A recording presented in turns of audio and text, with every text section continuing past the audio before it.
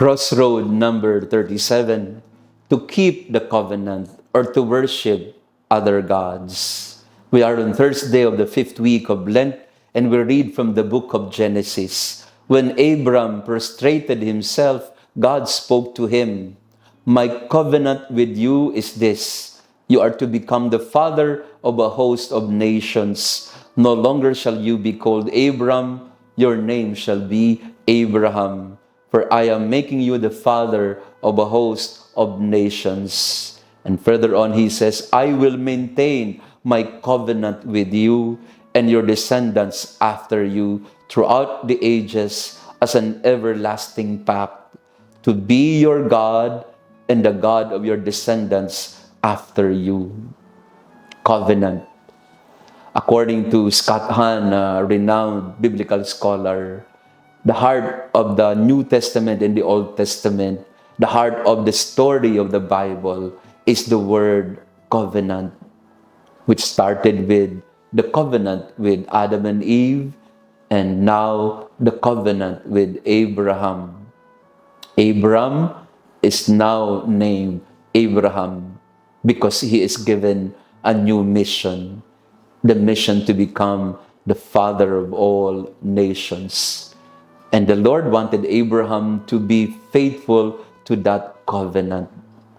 What is the difference between a covenant and a contract? Sabi po ni Scott Hahn, a contract is an exchange of goods and services. A contract is an agreement between an employer and employee, an agreement between a seller and a buyer. So it's an agreement between goods and services. But covenant is different, because what is exchanged, what is agreed upon, are not goods or services. What is exchanged is love, fidelity, communion, unity.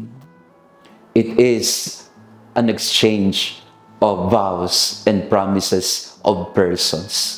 So ang nagpapalitan sa covenant ay mga taong nangangako ng katapatan at pagmamahalan sa isa't isa. An exchange of persons, not goods or services, but persons. And that is why when God made a covenant with Abraham, He said, "I will be your God and you will be my people." And we will observe that covenant. I will be faithful to you, and I expect you to be faithful to me as well.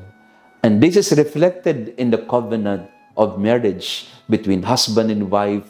It's not an exchange of goods or services.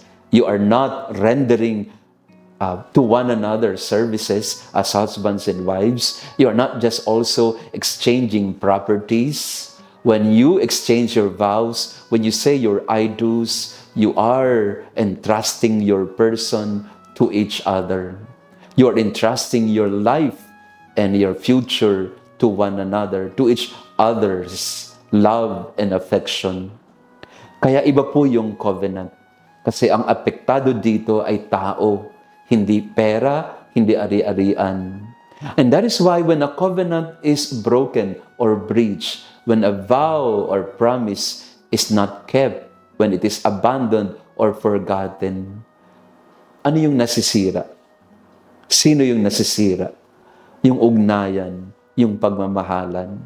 So this season of Lent, as we continue with our pilgrimage of hope, I would like to remind you, all of you, dear families, dear couples, husbands and wives, be true to your covenant. Be true to your vows and oaths and promises to one another. Remember, a covenant is not an exchange of goods or services. It's an exchange of love and fidelity.